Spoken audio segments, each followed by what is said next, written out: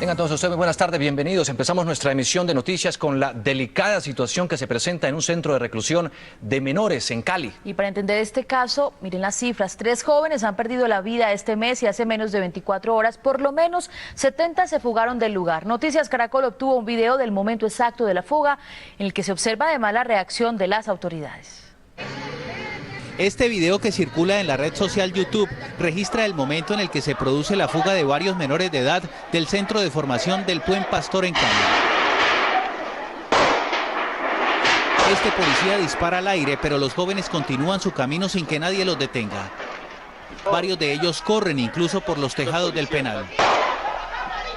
73 menores de edad se fugaron, de los cuales han sido recapturados 42, según el Bienestar Familiar.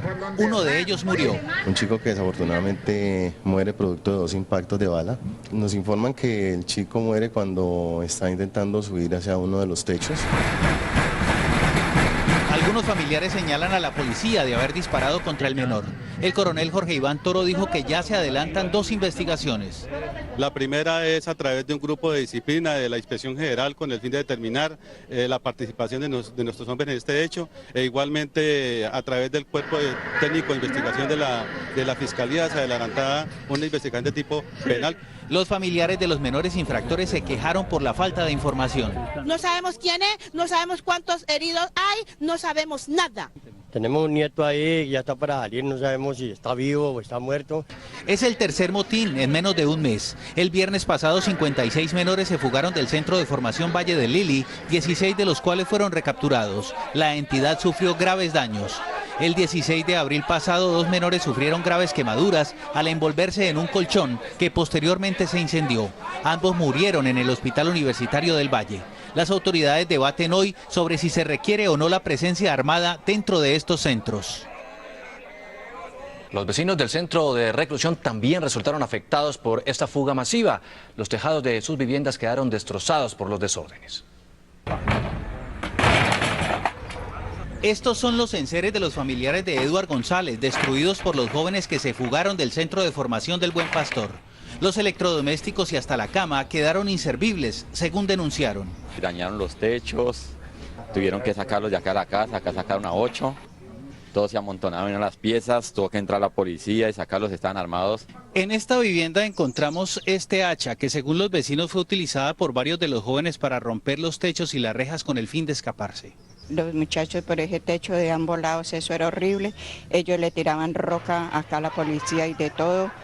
Y pues la policía haciendo disparos al aire porque ellos les aventaban rocas. Son numerosos los vecinos del centro de formación que sufrieron daños en sus casas, pero según ellos, nadie se ha acercado a hacer un censo y sostienen que aún no saben quién responderá por las tejas y los enseres que se perdieron. Y empiezan a aparecer las preguntas. ¿Qué está ocurriendo en los centros de reclusión de menores? ¿Cuáles pueden ser las soluciones? Se lo preguntamos a Rubén Darío Bayona, quien está en vivo en el Congreso y habló con autoridades y con congresistas. Adelante, Rubén, buenas tardes. Mabel, buenas tardes. Pues así es, justo cuando arrancan hoy las discusiones en primer debate en el Congreso del Código Penitenciario y Carcelario, se abre la discusión de si es viable incluir en este proyecto un sistema penal para menores, que podría ser una de las soluciones. Los coordinadores ponentes de la iniciativa y los legisladores señalan que es viable, pero para el gobierno nacional no lo es. Veamos el siguiente informe. Estas imágenes registradas en la tarde de ayer en Cali luego de la fuga de más de 70 adolescentes alertaron a las autoridades. El defensor del pueblo, Jorge Armando Otálora, dice que el problema del hacinamiento no es ajeno en los centros de menores. Pidió revisar con urgencia la política de resocialización. El hacinamiento que se viene presentando en algunas de estas casas genera eventos como el que se ocurrió el día de ayer en Cali. En el Congreso, donde se debate el Código Penitenciario, creen conveniente incluir un capítulo en este proyecto, pero con un enfoque diferencial. Aquí hemos debatido mucho sobre la responsabilidad juvenil, la responsabilidad que hay que adjudicar con la severidad del caso, pero también entendiendo el contexto de edad en que se está aplicando. Sin duda, esos hechos que ocurrieron últimamente nos obligan a los parlamentarios a no aprobar esto a las carreras y a consensuar con el gobierno medidas urgentes para el tratamiento de los menores infractores. El gobierno respondió que esto no es posible porque el código es para adultos y no menores. Señaló que se está estudiando la creación de un ente que regule estos centros. Este código busca regular el sistema penal para adultos y no el sistema penal adolescente, que tiene su propia ley, que tiene sus propios fundamentos, que tiene su propia lógica, y en este proyecto de ley no se puede incluir nada de responsabilidad penal para adolescentes. Aún no es claro si este aspecto puede ser incluido en el proyecto. El debate está abierto. En el Congreso de la República están a la espera de la respuesta y quedará a conocer en los próximos minutos el Instituto Colombiano de Bienestar Familiar desde la ciudad de Cali frente a esta situación y las medidas que se van a tomar. Información desde el Congreso de la República, Rubén Darío Bayona en Noticias Caracol.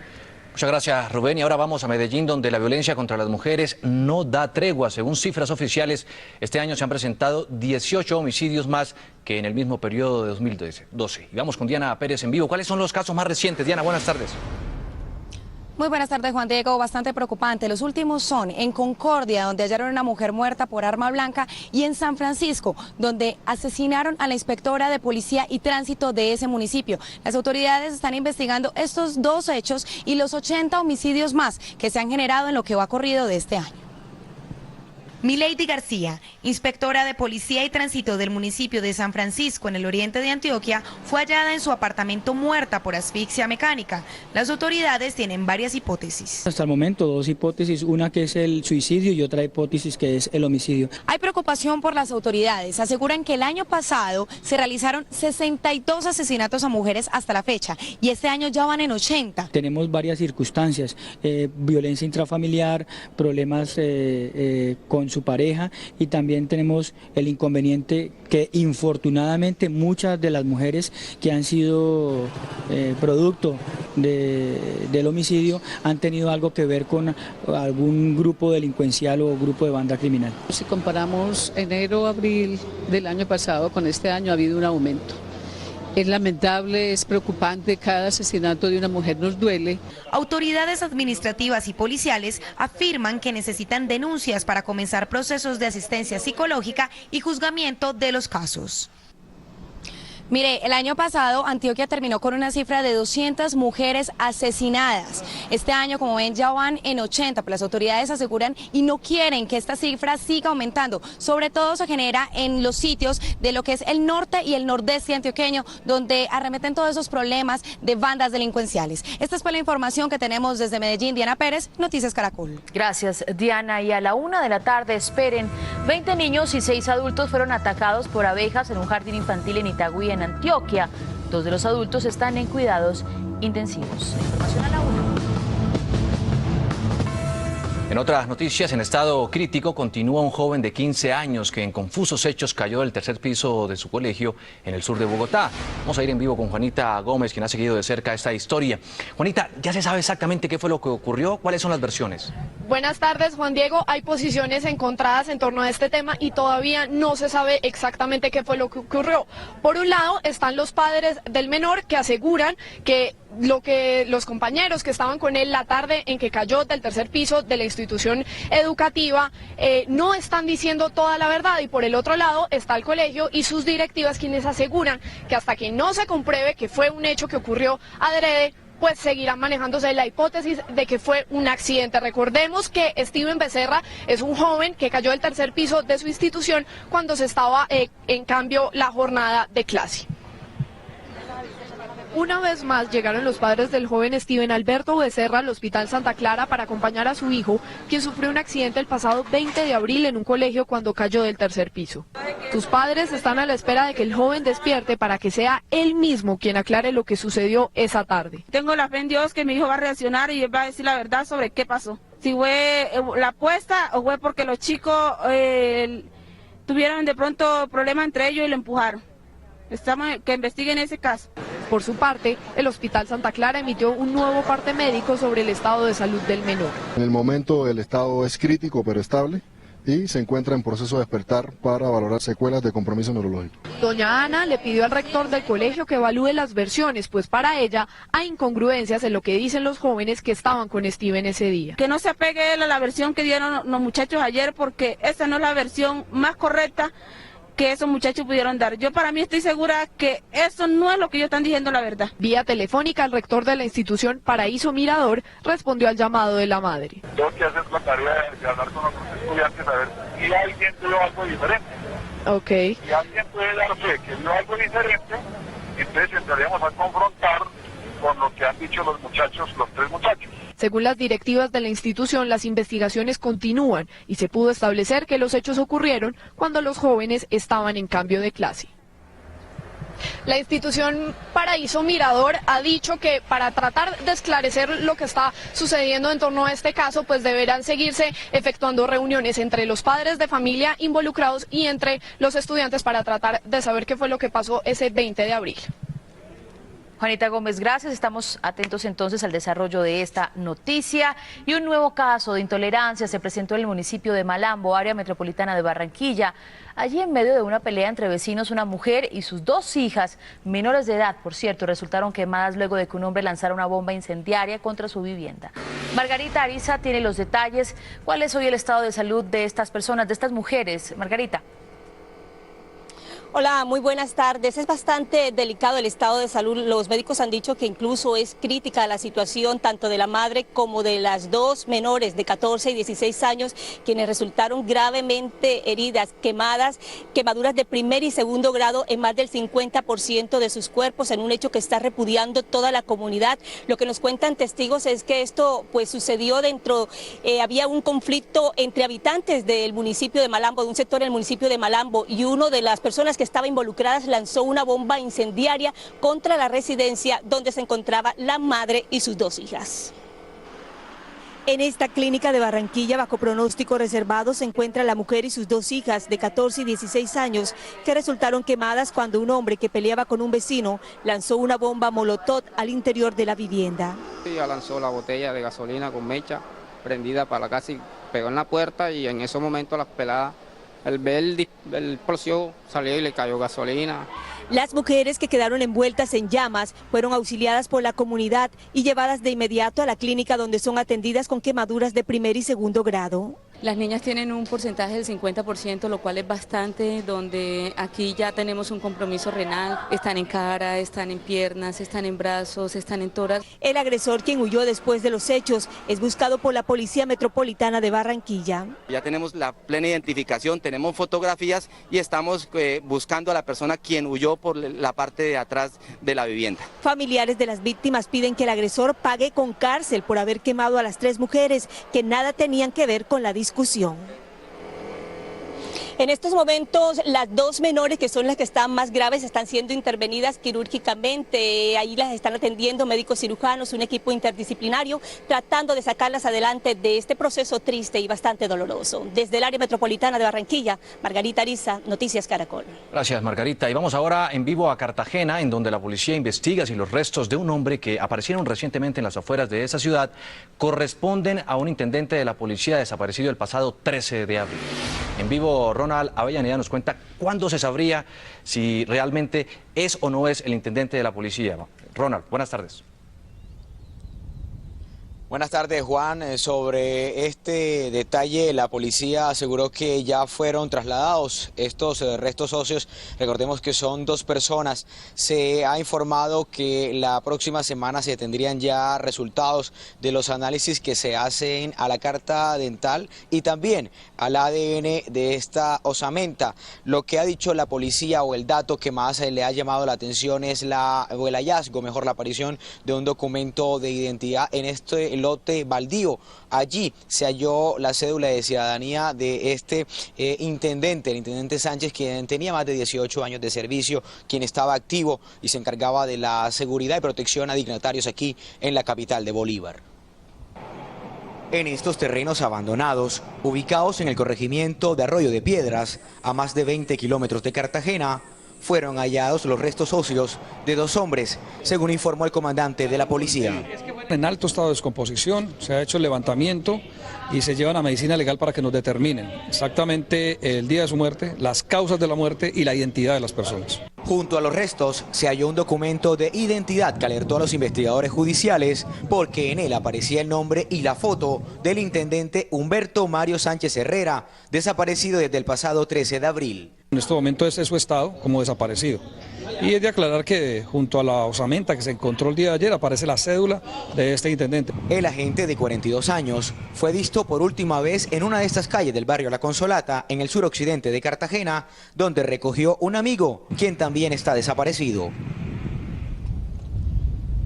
Noticias Caracol intentó conversar con los familiares, hermanos del intendente que ha sido reportado a la fiscalía como desaparecido. Ellos aseguraron que no tenían nada que comunicar a los medios hasta que no se conocieran los resultados de estas investigaciones que adelantan allí los forenses y que pues aún guardan las esperanzas de que su hermano se encuentre en algún lugar y que puedan darle información. Por eso también han permitido la publicación de esta fotografía que ustedes vieron hace unos minutos en la nota que pasamos, y por eso también la policía asegura que hasta que no se tengan esos resultados no dará también un parte final sobre este hallazgo. 2 cuerpos a más de 20 kilómetros de la capital de Bolívar. Ronald Avellaneda con información de Cartagena en Bolívar. Gracias, Ronald. Y ahora escuchen esta historia. En Calamar, Bolívar, los integrantes de una misión médica denunciaron que les impidieron el paso por un peaje. Lo grave es que, de acuerdo con esta denuncia, en la ambulancia iban a recoger a una mujer de la tercera edad con graves complicaciones de salud. A la caravana de la Defensa Civil se le impidió el paso por el peaje porque, amparados en la exención autorizada por el gobierno para misiones humanitarias, los voluntarios se negaron a cancelar la tarifa. Textualmente nos dijo una señora ahí muy arrogante, muy grosera, que si no pagábamos el peaje, no cruzamos. Y le explicamos, señora, pero es que vamos a una situación humanitaria. No, la orden es pagar el peaje. La misión que cumplirían los voluntarios era trasladar a una mujer de la tercera edad a Cartagena, donde recibiría atención hospitalaria. Bueno, la señora ya tocó recurrir a otros medios de transporte incómodos, porque en el servicio que le íbamos a dar nosotros apropiado, con la ambulancia no se le pudo dar porque no daron pasaje, entonces tocó ir en un carro particular. La negativa de los funcionarios del peaje también frustró una capacitación que tenían en Calamar 20 voluntarios de la Defensa Civil. Nuestra causa es hacer feliz a la gente, ayudando al que sufre, al que lo necesita, al pobre y marginado. Desafortunadamente no nos la dejan cumplir, quedamos de brazos atados. La Defensa Civil elevó la denuncia a Invías, institución que explicó que el concesionario del peaje impidió el paso de la ambulancia y el furgón, porque aunque portan los emblemas, estos vehículos aún no están registrados en su base de datos. Un voraz incendio se presentó esta mañana en una fábrica de espumas del sur de Bogotá, en donde se registraron millonarias pérdidas. Allí se encuentra Karen Acero en vivo. Karen, ¿ya se sabe o se estableció cuál fue la causa de esta conflagración? Buenas tardes. Juan Diego, muy buenas tardes. Primero quiero decirle que este incendio se registró en el barrio Santander, en la localidad de Rafael Uribe, en pleno sur de Bogotá. Quiero mostrarle un poco lo que sucede a esta hora, mientras le cuento que los propietarios de la fábrica dicen que el incendio se generó por el recalentamiento de un motor de una de las máquinas de la fábrica. Sin embargo, el grupo de investigación de incendios de los bomberos está dentro del lugar, analizando la situación, está apagando algunos puntos calientes y están determinando esas posibles causas de las llamas. Quiero decirle también un dato bastante importante. Imagínense que hace 9 años, en el año 2004, también se registró otro incendio en esa misma fábrica y en esa ocasión falleció una persona de 76 años. A las 10 de la mañana comenzó la conflagración en esta fábrica de espumas en el sur de Bogotá. Según su propietaria, Blanca Ramírez, el incendio que causó pánico en la zona se originó por el recalentamiento de un motor. Nosotros nos encontrábamos laborando normalmente cuando pues en las cámaras puede ver que había humo. Entonces pues abrimos las ventanas y empezamos a mirar a ver qué era lo que estaba pasando. Cuando vimos la humadera, a los 20 minutos fue cuando la explosión de los tanques que ellos tienen ahí adentro. Ellos tienen ahí unos gases, no sé qué es lo que tienen, unos químicos. La oportuna reacción de las autoridades permitió la evacuación del personal que estaba en el lugar, que colapsó en su totalidad. Tiene muchos productos químicos para riesgo de la salud. Ya está controlado el incendio en el 90%, en este momento estamos simplemente atacando puntos calientes. En el incendio no hubo heridos, las pérdidas de la fábrica están evaluadas en aproximadamente 1.000 millones de pesos. 10 máquinas de bomberos y 50 hombres controlaron finalmente el incendio. Aquí al sitio de la emergencia llegaron en total 5 ambulancias de la Secretaría de Salud para atender la emergencia. 6 personas fueron valoradas y 2 bomberos presentaron quemaduras leves, pero no fueron trasladados. Lo que han dicho los bomberos es que se quedarán en este punto hasta extinguir este incendio en su totalidad. Por el momento es la información. Karen Acero, Noticias Caracol. Karen, vamos ahora a Toribío, en el Cauca, donde las autoridades indígenas definirán en las próximas horas cuál es el castigo al que serán sometidos 6 presuntos guerrilleros de la FARC. Carlos Gutiérrez, ¿cómo fueron detenidos estos presuntos subversivos? Hola Mabel, buenas tardes. Pues fueron detenidos el pasado viernes en horas de la madrugada. La Guardia Indígena llegó hasta 3 resguardos asentados a los alrededores de aquí del municipio de Toribío, particularmente pues Toribío, San Francisco y Jambaló. Ellos fueron detenidos, son señalados de múltiples delitos, entre ellos la muerte de Venancio Taquinaz, un líder indígena quien fue asesinado el pasado 18 de abril en una vereda de esta localidad del departamento del Cauca. Y aquí ustedes pueden observar, este es el colegio Cecidit, asentado a 5 minutos del casco urbano de Toribío, donde se adelanta y donde ya inició la asamblea. Son integrantes de 19 resguardos. La comunidad indígena decidirá a qué castigo serán sometidos estos 6 presuntos guerrilleros, que puede ser el fuete, puede ser el cepo, que es decir, colgarlos, la expulsión del territorio indígena o en calidad de guardado. Lo que quiere decir es que la comunidad indígena junto con los gobernadores pues determinarán a qué año podrían ser, irían a prisión y serían entregados directamente al INPEC para que fueran llevados a un centro penitenciario, pero ya establecida la pena que según la comunidad esta tarde se pueda definir. Están los integrantes de 19 resguardos indígenas de toda la parte norte del departamento del Cauca, también sus máximas autoridades que estarán definiendo en las próximas horas el castigo a cual serán sometidos estos 6 presuntos guerrilleros de las FARC. En el municipio de Toribío, en el departamento del Cauca, Carlos Gutiérrez, Noticias Caracol. 12:52, hoy es un día clave para el futuro de la valorización en Bogotá, pues el Consejo de la Ciudad tiene plazo hasta la medianoche para estudiar los proyectos que presentó la Administración Distrital. Paola Bermúdez está en el Cabildo Distrital. Paola, ya comenzó la discusión de estas iniciativas. Buenas tardes. Hola Juan Diego, televidentes, buenas tardes. Ha comenzado ya la deliberación, pero no hay asomo de sensación de acuerdo, de consenso. Tampoco ha iniciado la votación sobre uno de los proyectos presentados por el distrito, el que tiene que ver con el que busca la derogación del acuerdo 180 de 2005 que aprobó el polémico cobro de valorización. Es el único sobre el cual ya se han presentado las 3 ponencias, porque sobre el cupo de endeudamiento lo que se deja entrever acá es que ni siquiera va a haber tiempo para discutirse, ni para presentarse las ponencias, ni mucho menos para votarlos. Miren ustedes cuáles son las alternativas que tienen los 15 concejales de la Comisión de Hacienda y Presupuesto que deberán decidir en el día de hoy.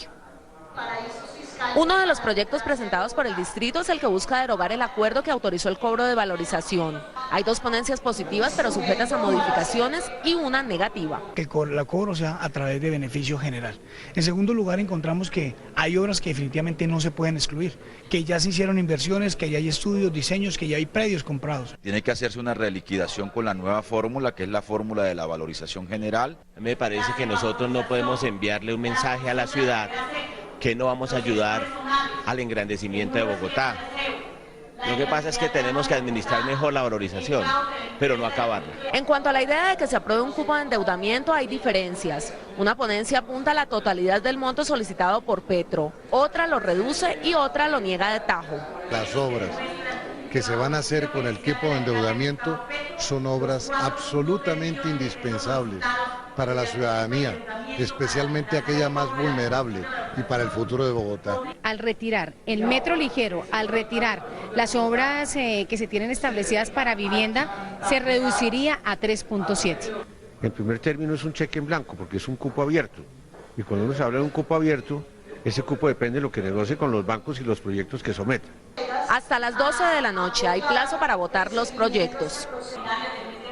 Según lo que podría pasar es que el número de contribuyentes aumente, pasaría de 1.400.000 predios a 2.180.000 predios los que pagarían esa valorización, por lo cual se tendría que hacer una reliquidación de la misma. Información desde el Consejo de Bogotá con Paola Bermúdez en Noticias Caracol. Gracias, Paola. En Chocó, la policía capturó a más de 20 personas acusadas de vender drogas ilícitas en pequeñas cantidades. Luego de 3 meses de seguimiento, la SIJIN logró allanar varias viviendas en Quibdó y Tadó, en donde los expendedores tenían la droga lista para ser comercializada. Los delincuentes fueron sorprendidos en flagrancia con colaboración de la Fiscalía General de la Nación. Con colaboración de la Fiscalía General de la Nación se hicieron infiltraciones en estas bandas dedicadas al expendio de drogas y efectivamente se hicieron allanamientos en flagrancia a estos delincuentes contando las dosis. La policía capturó en Bogotá a Rubén Giraldo, jefe de las autodefensas del Magdalena y quien, según las autoridades, heredó el aparato militar del extraditado Hernán Giraldo. Al detenido se le acusa de sembrar el terror en la Sierra Nevada de Santa Marta.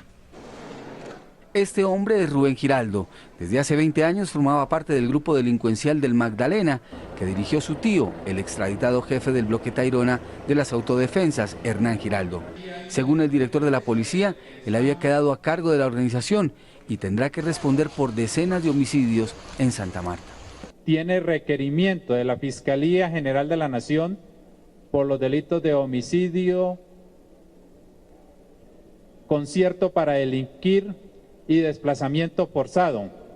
De acuerdo con la policía, inicialmente hizo una alianza con los urabeños, pero las deudas con esta organización por narcotráfico y la disputa del territorio lo hicieron huir hacia Bogotá, donde fue capturado. Había llegado hace aproximadamente 3 semanas a la ciudad, estaba manejando un bajo perfil, movilizándose en cualquier taxi que tuviera la ciudad, no de los pedidos por teléfono para evitar su trazabilidad. El general León hizo un llamado a los urabeños para que se entreguen. Allí hay un delincuente sobre el que estamos siguiéndole los pasos, que es alias Escalante.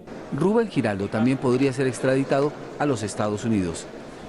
El gobierno le entregó hoy a las fuerzas militares más de 220 motocicletas para vigilar las principales vías del país. El director de la Policía de Carreteras, general Carlos Mena, dijo que estos vehículos estarán monitoreando y también monitoreados por un centro de comando y control.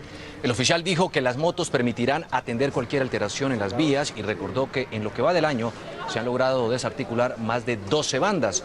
Señaló que el ejército recibirá también 43 motos y la Armada 10 más para proteger la vía Pasto-Tumaco.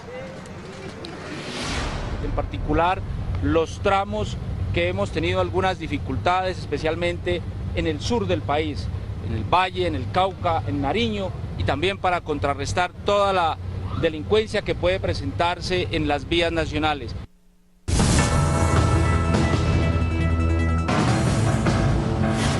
En La Habana, Cuba, el gobierno colombiano le salió al paso a las recientes declaraciones de las FARC, en las que insisten en que si este grupo ilegal deja las armas, las fuerzas militares deberían ser reestructuradas. Nuestro enviado especial a la isla, Juan Jacobo Castellanos, nos tiene los detalles. Andrés París, vocero de las FARC, dijo que si la guerrilla entrega las armas, entre otras cosas, hay que reducir el número de efectivos de las fuerzas militares colombianas. Estaríamos también ante el escenario de una eventual reducción drástica de las Fuerzas Armadas de Colombia, que tiene un componente de 450.000 hombres. Un ejército que no hay que ser un estratega militar para sospechar hacia dónde lo están dirigiendo, para qué lo están preparando.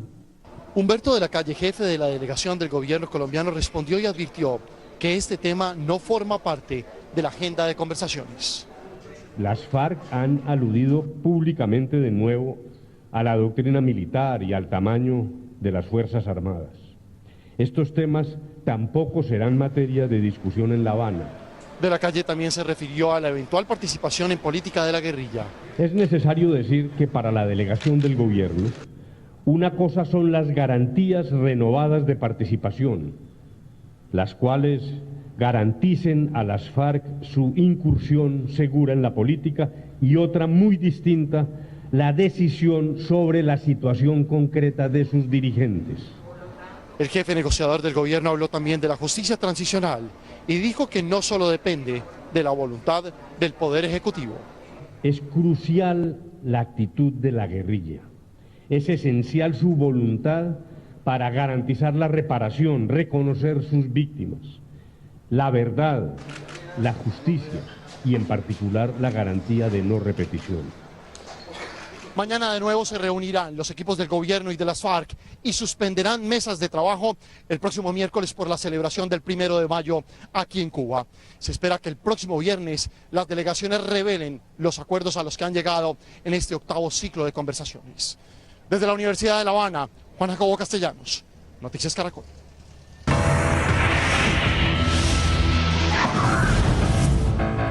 Una en punto de la tarde y como se los habíamos anticipado, hay información de última hora en Itagüí, Antioquia, en donde 17 niños fueron picados por abejas africanizadas en un jardín infantil. Allí está Juan Pablo López, situación de los estudiantes, de estos pequeños. Juan. Mabel, buenas tardes. Dos claridades. Primero, no se trata de abejas africanizadas, según nos ha acabado de informar los bomberos aquí en Itagüí, el Departamento de Atención y Recuperación de Desastres de Antioquia. Se tratan de abejas corrientes, sin embargo atacaron a 20 niños, es la segunda claridad. Son 20 niños y 6 adultos. 2 de los adultos están en estado grave, los niños ya están recuperados y hay algunos otros niños que no fueron picados, pero que están aquí muy cerca también y fueron atendidos. Doctor Gilberto Mazo es el oficial de enlace del Departamento de Atención, Prevención, Recuperación de Desastres de Antioquia. ¿Qué fue lo que pasó? Buenas tardes. Sí, efectivamente, pues con un cambio sorpresivo que hubo de temperatura, dicen las personas de la comunidad que se generó la afectación de este panal de abejas. Los niños estaban en una actividad lúdica y fue necesario entonces activar las alarmas. Es de resaltar la oportuna acción del Cuerpo de Bomberos del municipio de Itagüí, quien con sus vehículos generó el traslado a los centros asistenciales de todos estos niños. ¿Estables los niños? Sí, todos fuera de peligro, sobre todo los niños. De los 6 adultos, 4 ya han sido dados de alta y estamos a la espera de 2 personas que sí tienen quizás quemaduras de consecuencia, picaduras, pero que no revisten mayor gravedad.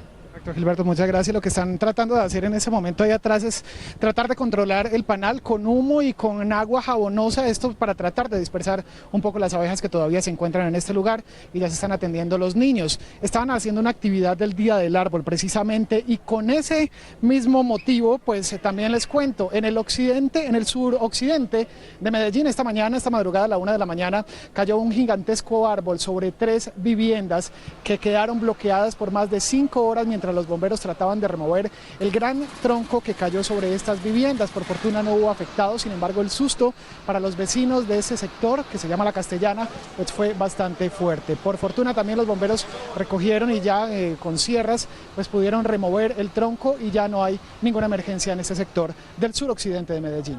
Información desde el municipio de Itagüí, Juan Pablo López, Noticias Caracol. Muchas gracias, Juan Pablo. El fiscal general Eduardo Montealegre lanzó hoy duras críticas al expresidente Álvaro Uribe. Pablo César Guevara nos dice qué fue lo que dijo el fiscal. Pablo. Hola, ¿qué tal, Juan Diego? Pues así es, el fiscal general Eduardo Montealegre ha dicho que el expresidente Álvaro Uribe parece estar más interesado en el proceso electoral del año entrante que en que se logre la paz y la reconciliación entre los colombianos. Ha reiterado que el marco jurídico para la paz no traerá impunidad en el país. Durante un evento con estudiantes en la Universidad de La Sabana, el fiscal Eduardo Montealegre increpó al expresidente Álvaro Uribe al afirmar que está más enfocado en sus intereses políticos que en que se termine el conflicto en el país. Yo no comparto las posiciones del presidente Álvaro Uribe en esta materia. Yo pienso que el presidente Uribe está pensando más en su propio beneficio político en las próximas elecciones de mayo del año entrante que en la paz del país. Sobre el proceso de paz, Montealegre aseguró que la justicia transicional que se aplicaría a los guerrilleros también cobijaría a militares implicados en delitos. Aclaró, sin embargo, que los falsos positivos no podrán ser indultados o amnistiados. En mi opinión, los casos de falsos positivos no deben entrar en el marco de la justicia transicional y si entran en el marco de la justicia transicional nos veríamos expuestos a una intervención de la Corte Penal Internacional. Y dijo que los guerrilleros que sean condenados por crímenes de lesa humanidad no podrán aspirar a cargos públicos. No, los que sean condenados por delitos de lesa humanidad no pueden hacer política. Si un máximo responsable es condenado por delito de lesa humanidad, la Constitución establece que no pueden intervenir en política. El fiscal concluyó que los cabecillas de la guerrilla tendrán que responder por los crímenes de la organización. Reducción drástica. Bueno, por otro lado, el fiscal general ha dicho que los notarios que celebren matrimonios o uniones entre parejas del mismo sexo a partir del próximo 21 de junio no incurrirán en ningún delito. Desde la Universidad de La Sabana, Pablo César Guevara, Noticias Caracol. Gracias, Pablo César. Y un escándalo rodea al recién elegido magistrado de la Corte Constitucional, Alberto Rojas Ríos. Una viuda le reclama una indemnización que habría cobrado por la muerte de su esposo, falsificando su firma. Los hechos habrían ocurrido en 1995. Pero yo tenía la empresa. Ella es Isabel Cristina Marín, quien junto con su familia y esposo sufrió un accidente tras estrellarse en su vehículo contra una volqueta del municipio de Fonsa. Isabel Cristina demandó y ganó una indemnización que, según ella, fue cobrada por su abogado Alberto Rojas, quien hace pocos días resultó electo como magistrado de la Corte Constitucional. Asegura que el dinero nunca llegó a sus manos. Me sorprendió el monto y cómo es posible que, conociendo el monto, viendo el estado en que nosotros estábamos, no lo hubiera devuelto. Sostiene que Alberto Rojas, a través de un abogado, le ofreció plata para retirar la denuncia en la fiscalía. Él dice que él me da 90.815.094, pero que yo me comprometo a colocar mi firma y huella y mandar decir allá de que se cesen los procesos. Alberto Rojas, mediante una comunicación, afirmó que este episodio es producto de envidias y que la señora Marín vendió su proceso. Ella vendió los derechos litigiosos de su proceso judicial a un tercero que, por autorización suya, recibió el monto de la indemnización. Ella lo niega y dice que en una audiencia la persona que supuestamente le vendió el proceso no la identificó. La juez dijo: la señora, mi nombre está aquí, señálela. Para sorpresa de todos, el señor se paró, me dio la espalda y señaló a una persona que estaba casi en la puerta. No me conocía.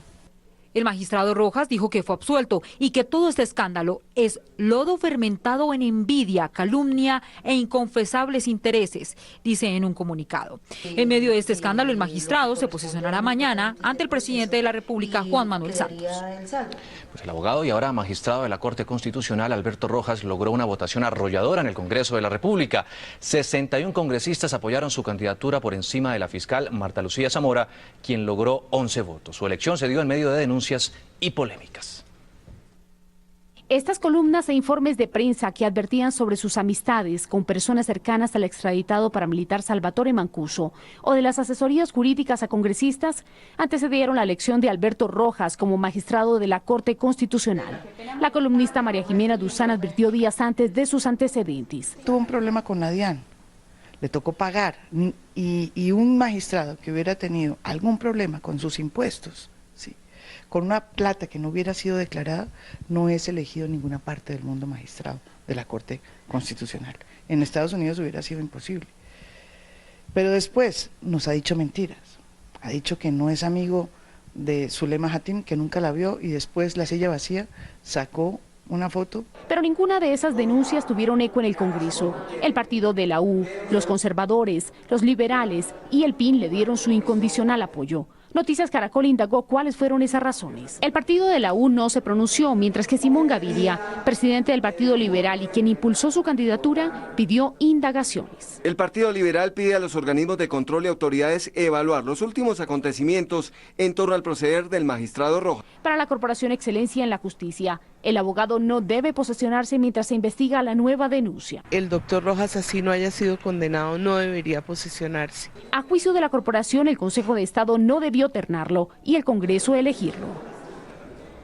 La monarquía holandesa está de plácemes. Mañana el príncipe Guillermo Alejandro y su esposa, la argentina Máxima Zorrilleta, llegarán al trono. Veamos quién es esta mujer sudamericana que a partir de mañana se convertirá en la reina de los holandeses. Siempre fue una mujer ambiciosa, por lo que cuenta su familia y sus amigos, en el buen sentido, ¿no? Una mujer ambiciosa con ganas de crecer y no depender de un hombre. Máxima siempre supo que llegaría lejos.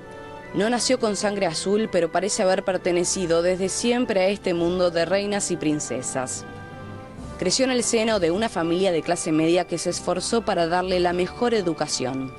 Estudió en el exclusivo colegio Northlands, se recibió de economista y se radicó en Nueva York, donde sembró terreno para un encuentro que años más tarde le cambiaría la vida. Máxima conoció al futuro rey de Holanda a través de una amiga de la infancia que los presentó. Se vieron por primera vez en marzo de 1999 en una fiesta en Sevilla. Máxima no creía que ese chico, que ese hombre que estaba ahí bailando, que era muy relajado, fuera el príncipe. Le parecía como, se imaginaba otra cosa, ¿no? Otra cosa en cuanto a la formalidad y demás. El noviazgo fue comunicado de inmediato a la reina Beatriz y desde ese momento Máxima acaparó las portadas de los medios de todo el mundo. Tuvo que aprender desde cómo moverse y hablar hasta la historia, el idioma y la cultura de un país que rápidamente adquirió como propio. Máxima tenía que tal cual convertirse en un símbolo patrio casi, ¿no? Y para eso había que despojarla de sus raíces latinas, que afortunadamente no pudieron con todo, y creo que eso es lo interesante también. Pero el camino a la corona no fue nada fácil. Atravesó momentos muy duros, como cuando el Parlamento prohibió que su padre asistiera a su casamiento por su pasado como ministro de Agricultura de la dictadura militar. Máxima lloró, estaba muy angustiada y eso se vio, y eso creo que llegó directo a la gente, ¿no? A todo el mundo, sean argentinos o holandeses, que yo creo que ahí Máxima hizo un quiebre. Las lágrimas de Máxima ese día conmovieron al mundo. Sus padres la acompañaron a la distancia y seguramente volverán a hacerlo el próximo 30 de abril, en su primer día como reina de los Países Bajos.